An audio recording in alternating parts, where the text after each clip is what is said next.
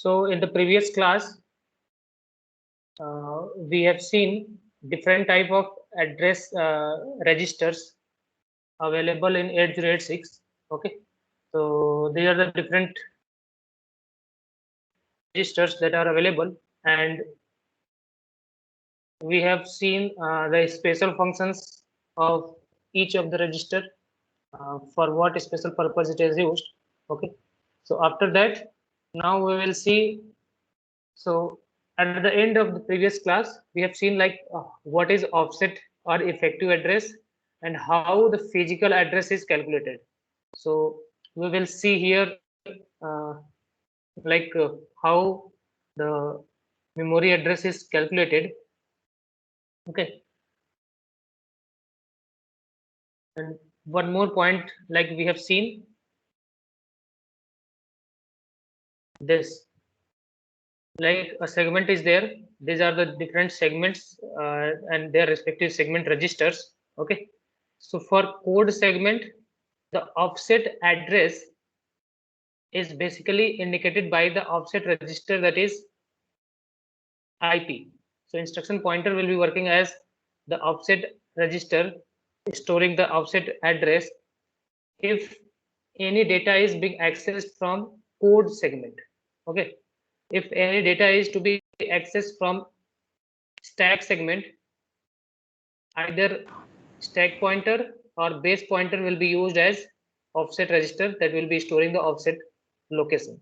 Okay, so this point we need to keep in mind.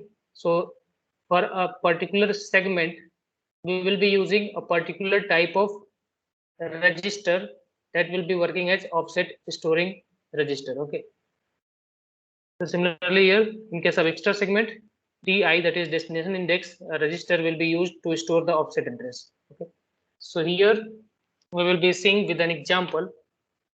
Okay,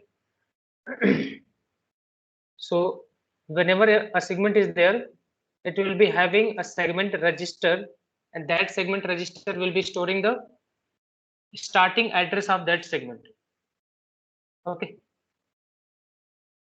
and offset address, or we called effective address, is derived from the combination of pointer register, instruction pointer, or immediate values. So offset address can be stored either in a pointer register or sorry, in an instruction pointer, or it could be an immediate value, whatever immediate value we can give.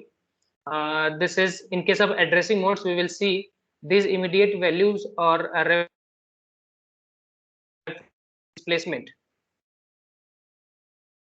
We will see that into the addressing mode part. Okay, so the offset addresses can be in the form of pointer register, or it can be in the form of instruction pointer or immediate values. Okay, so starting address of any segment is given by, okay, so like for example, SS value is given. So SS value is stack segment. So SS value, that will be of 16-bit. So here suppose SS value is given like 5000 H. Okay, so this is the value stored in SS register, that is stack segment register. That means the stack segment will be starting with this location. Okay, so the exact location, the exact address that we will be calculating, that is called physical address. So that is calculated by whatever stack segment is there multiplied by 10H, that is hexadecimal 10, plus offset register value. So in case of stack segment, the offset address will be stored either in the form of stack pointer, or that will be the base pointer. Either of these two can be storing the offset address for stack segment. So here in stack segment, the stack segment value, stack register value was 5000. Then the final address, that is physical address, will be equals to this one SS multiplied by 10, that is 16 in decimal. This is 16 in decimal or 10 in hexadecimal. Okay, plus the stack pointer register. Okay, its value. Okay, so it will be 5000 multiplied by 10. That will be 50,000. Like it will be 50000 plus whatever stack pointer value is there. So stack pointer value is, suppose FFE0 is there. So we will be adding FFE0. So the final value will be 0EFF5. So this will be a 20-bit address, and this will be your physical address that we are referring into stack segment. So this address calculation is basically similar to, suppose we are having in case of multi-story buildings, suppose we are having 4 different multi-story buildings. Okay, it is like a colony. In a colony, 4 different buildings are there. It is named, so buildings are named like block A, block B, block C, block D. So in, suppose we want to go to a flat number that is 101. So suppose flat number 101, we want to go into the block B. So first what we do, we will be going to block B, and then we will be going to 101 flat number. So similar is there. We will be having a stack register that will be giving the location, like out of the available 16 segments. Sorry, out of the 16 available segments, which segment or the segment address where the segment is starting, we will be selecting that. First we will be selecting the segment.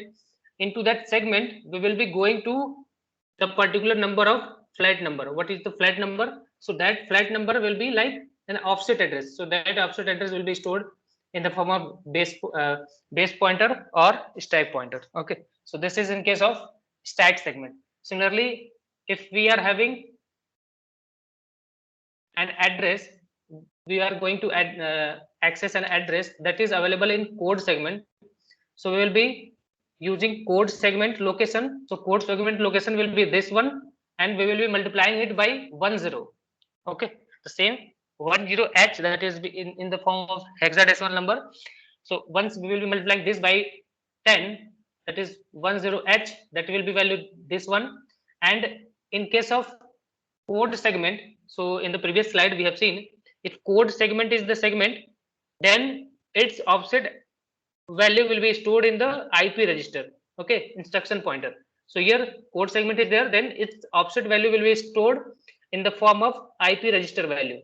So this IP register, whatever value is there, that will be added by multiplying CS into 10.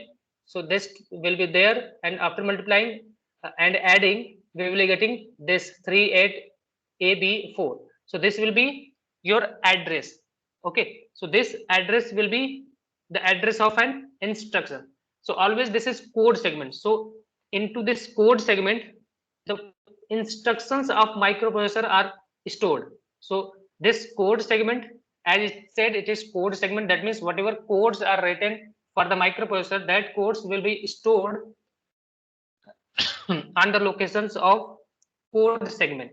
So if this is the block for code segment, so whatever instructions we are storing, that will be available only in the code segments. That's why it is going to use IP, that is instruction pointer, and the physical address that will be obtained, that will be equals to your instruction address. Whatever instruction is to be executed next, that will be given by the physical address into this code segment part. Okay, similarly, if it is data segment, so data segment is if we want any data that is either in the form of operand.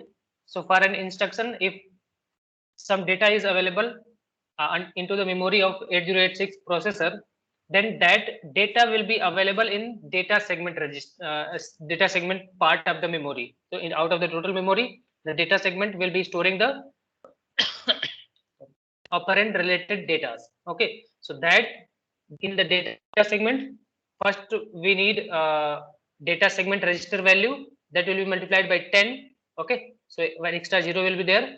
And for data segment, here we see, so for data segment, either BX or DI or SI or any 16-bit number can be used as the offset. Okay, so in the example part here, DI is used as the offset address location. So DI register will be storing the offset address location. So we will be multiplying DS value by 10. This extra zero will be there, and that will be added with DI value, and this we will be giving you the physical address. So this physical address will be equals to, because it is data segment, so it will be indicating to a data. Okay, so this will be the address of a data. Okay, so this is address of a data that is working as an operand in an instruction.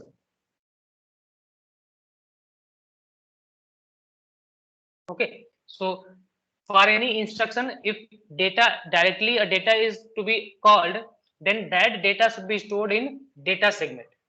Okay, so similar to that, one is extra segment. We also know that, like a stack segment, code segment, and data segment. Along with that, there is extra segment.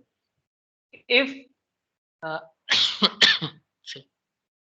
if we are storing the data into the data segment, and this data segment is full, then we will be using extra segment, and this extra segment will be having the similar function as the data segment.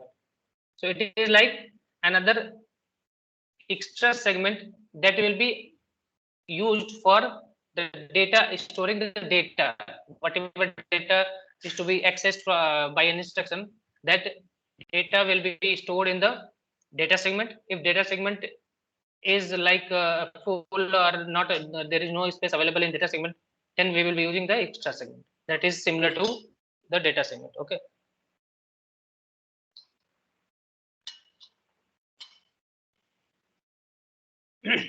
so this is how we will be calculating the address.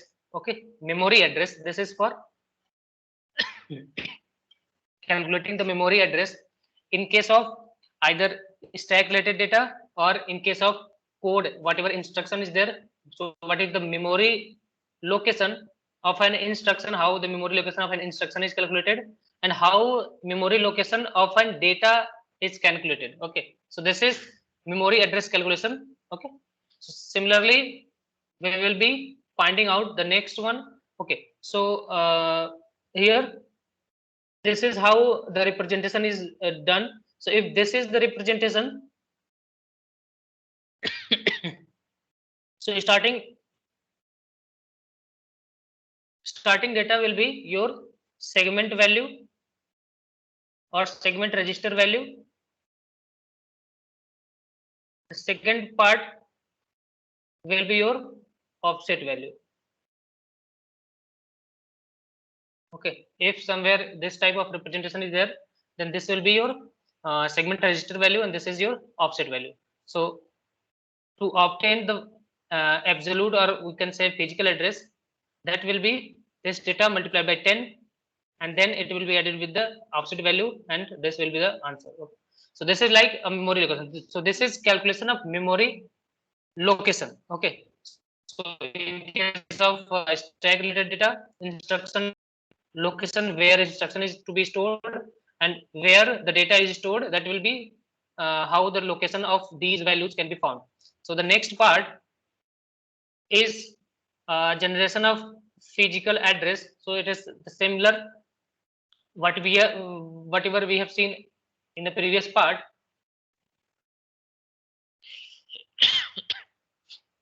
So this is a diagrammatical representation. So here we are having a logical address. So this logical address will be called as the offset address. So offset address will be of 0 to 15. That means total 6 offset address will be there.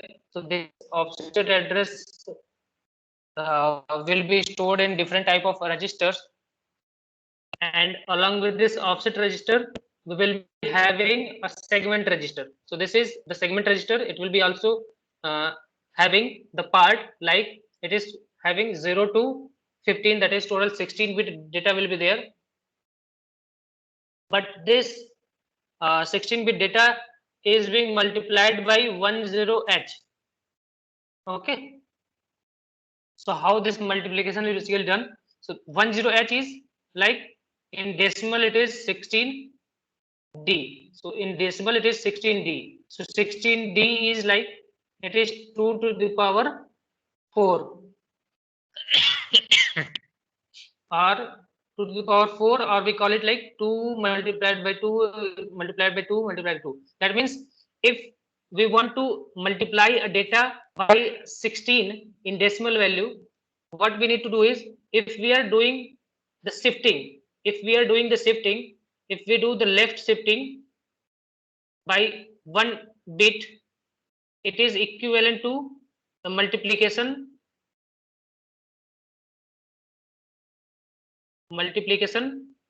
by 2. If we want to multiply a data by 2, that we can do 1 bit shifting to the left, then that data will be multiplied by 2. Okay, so similarly if we want to multiply 2 by to 4 times, so this is first, second, third and four times we need to multiply whatever data is available into the segment register value. Okay, so segment register value is shifted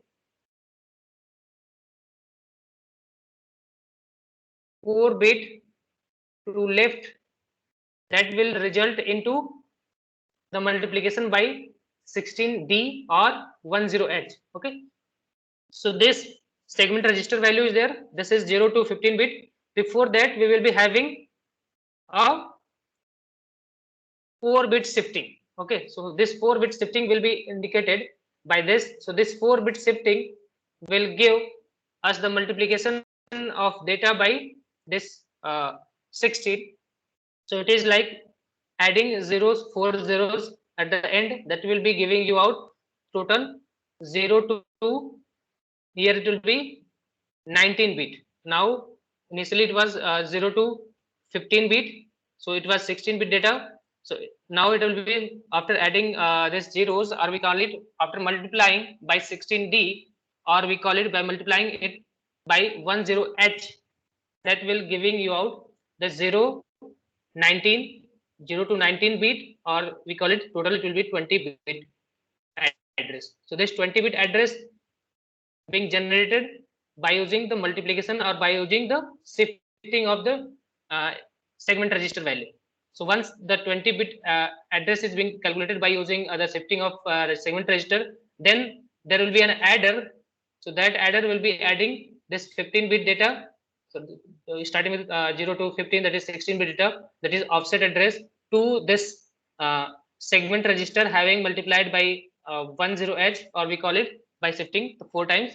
This data will be added, and after adding we will be getting a physical address that will be having a 20-bit address. Okay, so this is how the physical address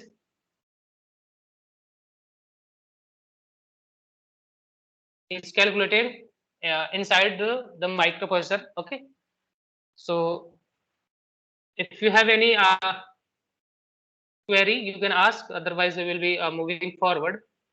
The theory part you can just go through. Okay, the next point we will be going to see is the flag registers. Okay, so similar to the 8085, 8086 is also having a flag register, but in case of 8085 the flag register was of 8-bit only.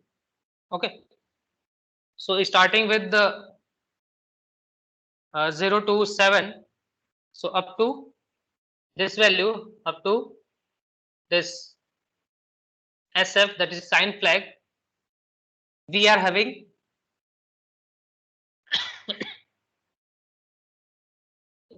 this flag register in case of 8085.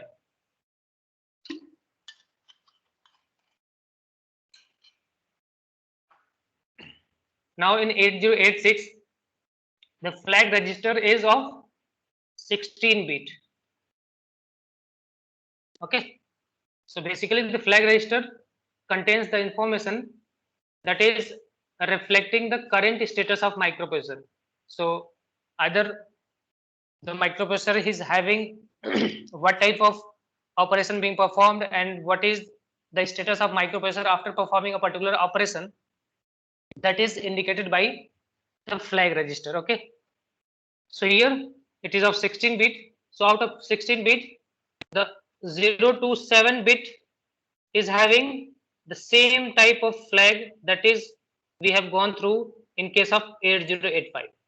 Okay,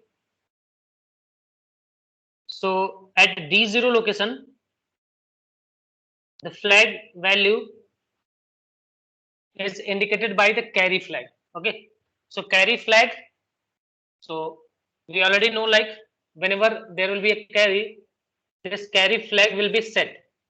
So the carry is indicated by, like, if there is D7 bit is having a carry. Okay, so after D7 bit we are having a carry output, then this carry flag will be set.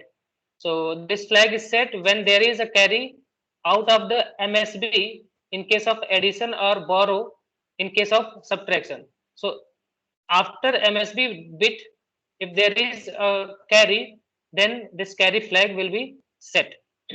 Okay, so if we are performing an operation of 8 bit, okay, if 8 bit operation is being performed, then D7 bit will be indicating the carry value. If it is having carry, D7 bit is having carry, then this will be set. Or in case of 16 bit operation, if D15 is having carry, then this carry flag will be set. Otherwise, it will be reset, that is 0. Okay. The next one is parity flag.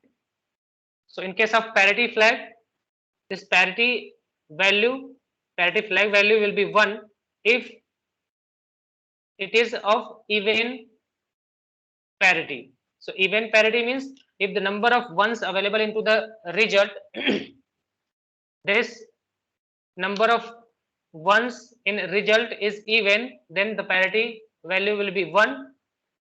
Otherwise, it will be 0.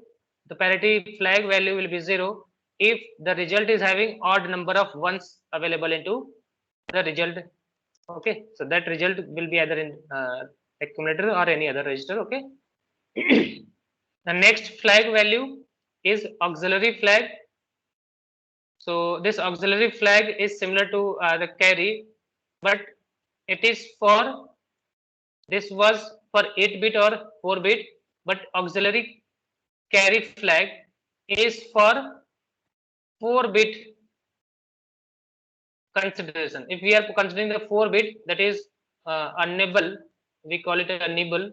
So if into the 4 bit related operations, if fourth bit, or we call it D3 bit starting with D0 to D3, is D3 is having a carry, then the auxiliary carry flag will be set.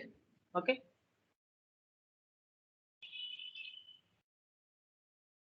So this is in case of if it is carry, that will be set, or if it requires a borrow, then also it will be set. Okay, so in case of subtraction it will be borrow, in case of carry, in case of addition it will be carry. So if D3 requires borrow or it is providing carry, then auxiliary flag will be set, otherwise it will be reset. Okay, the next one is zero flag. So zero flag is if the result is stored into the accumulator and that result value is 0, then this zero flag will be set, otherwise it will be reset. So zero flag will be 0 if there is some data, some value available into the result register or meter. The next one is the sign flag.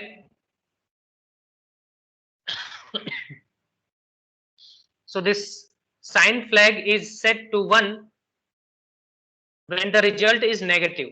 Okay, so whenever after performing a particular computation or performing any arithmetical operation, if this sign flag is set, that means the result that is available into the accumulator, that is of a negative value. Okay, if the sign flag is 0, that means the result is a positive value.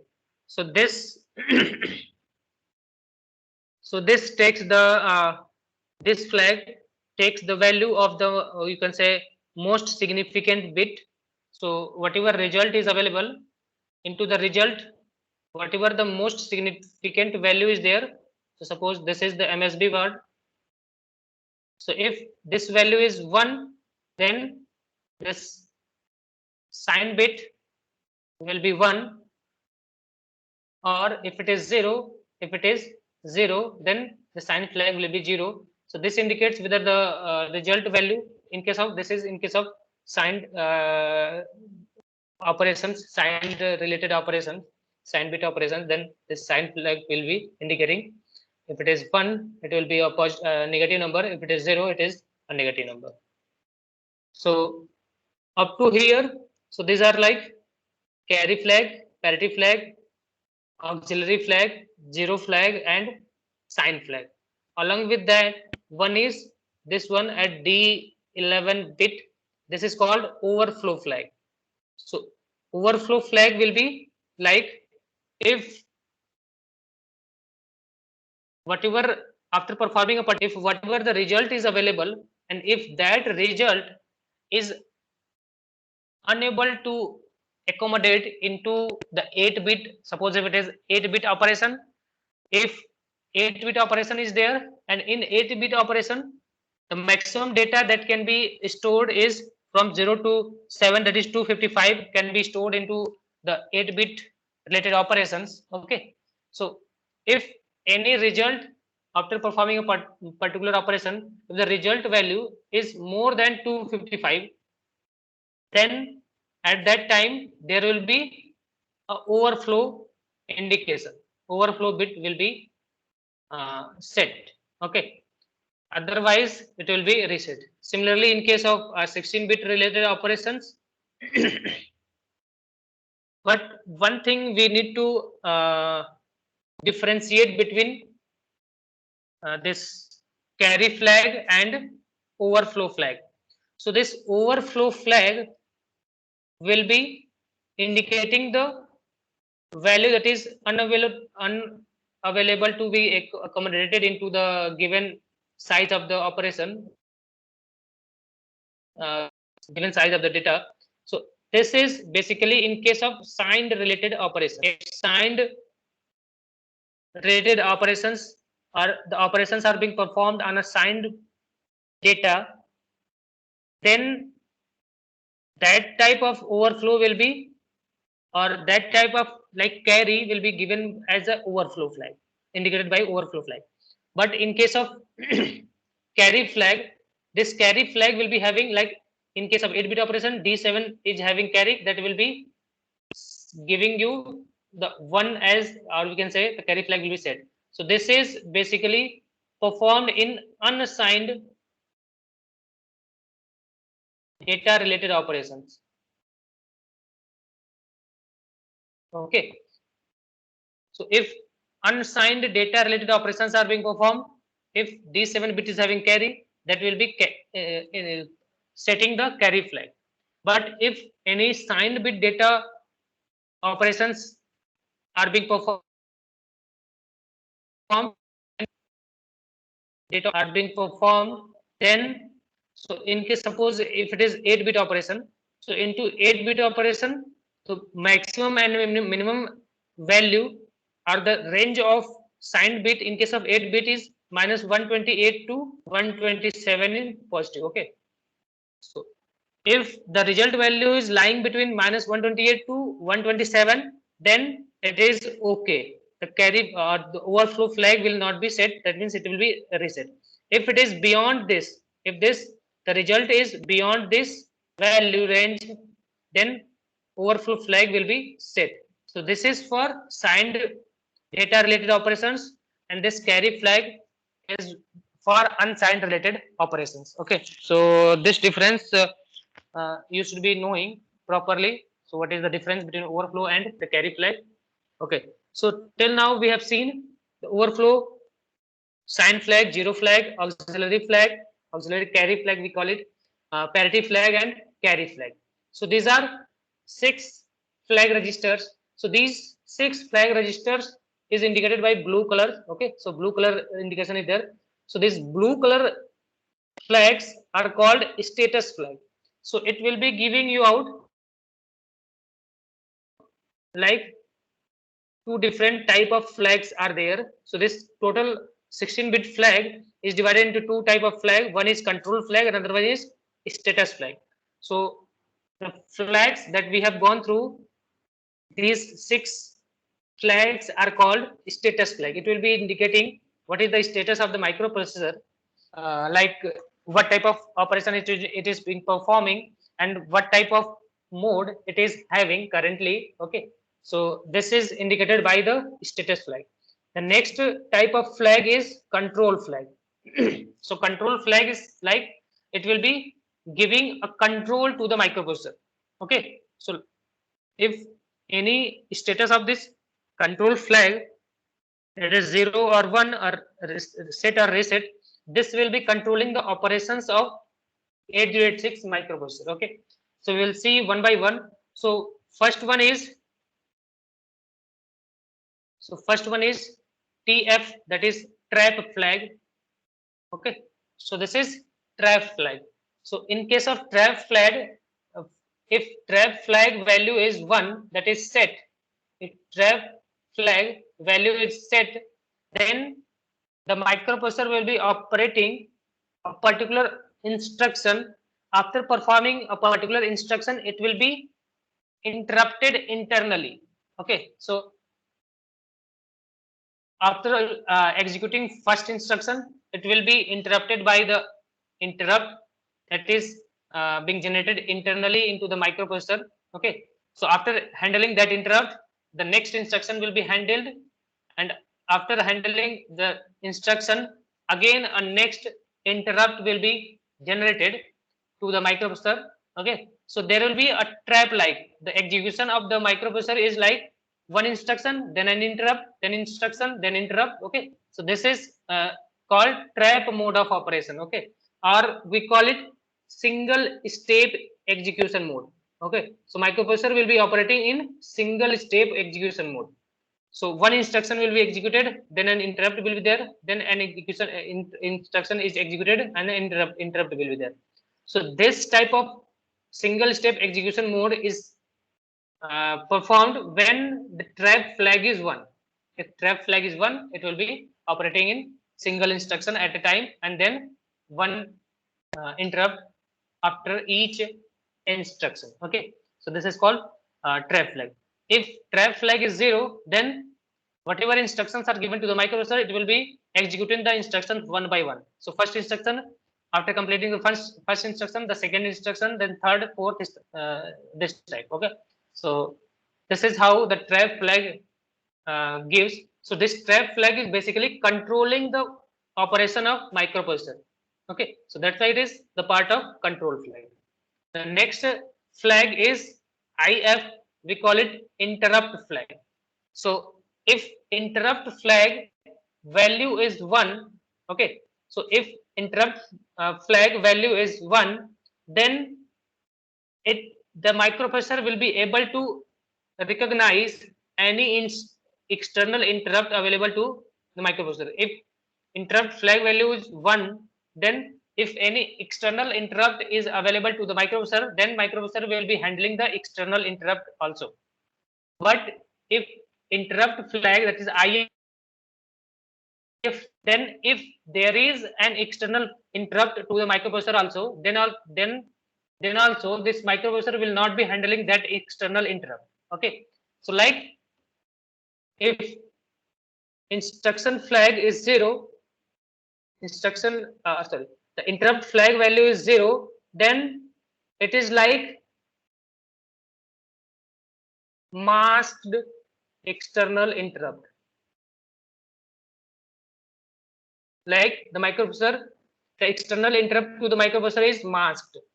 If there is external interrupt, then microprocessor will not be handling that external interrupt. If interrupt flag, if it interrupt flag is 1, then if there is an external interrupt, it will be handling the external interrupt.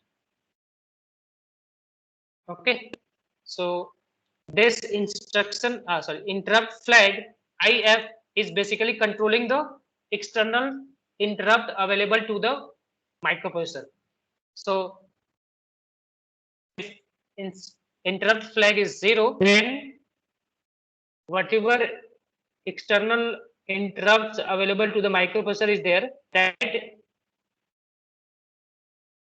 in will not be like it is. So external interrupts are disabled if the IF flag status value is 0. Okay, if IF flag value is 1, it will be handling the external interrupt. So it is the part of control flag because it is controlling the interrupt handling, external interrupt handling capability of 8086 microprocessor. The next one is a direction flag. Okay, so this direction flag is like if any string related operations are being performed by the microprocessor. So 8086 can handle the string related operations. Okay, so if string related operations are being performed, and suppose a string, there are 10 different strings are stored. Okay, string value is stored. So suppose this is the location like f f f f 0, this is 1, and this is f f f f 1, f f f f 2. Okay, suppose 4 different strings are available. So this is string 1, string 0, string 1, string 2, string 3. So 3 different string values are there. So if if this direction flag, if direction flag is set, okay, so if direction flag is set, okay, so this direction flag value is set, okay, then the direction of string operation, okay, so if direction flag is 1, then the string related operations will be performed from a higher address to a lower address. So string operation will be moving from a higher address to a lower address. So this is the case when the direction flag is set. If direction flag is reset, that is it is 0. Okay. If direction flag is reset, that means it is 0, direction flag bit is reset, that is 0, then the processing of string related operations will be from lower address to the higher address. Okay, so this is the lower address, this is higher address. So string related operations will be performed from lower address to the higher address. Okay, so that is in case of direction flag is reset. Okay, so this is how the direction flag will be controlling the string related operations of microprocessor. So if it is set, that means it is moving from or it will be processing the string related operations from higher bit to lower bit. So this is like auto decrementing mode. So this is like auto decrementing mode operation is there. In case of if uh, direction flag bit is reset, that means it is 0, then string is processed beginning from the lower or lowest address to the highest address. So from the lowest address to the highest address, operations will be performed. So this is called auto incrementing mode. Okay, so this is auto incrementing mode. And in case of if this is set, this is called auto decrementing mode.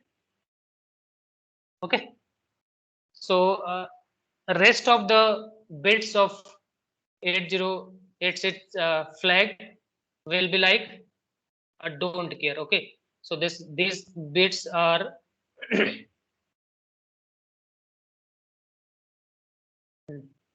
so these bits are unused bits. Okay, so these bits are unused bits. So total we have 1, 2, 3, 4, 5, 6, and 7. So out of 16 bit, 7 bits are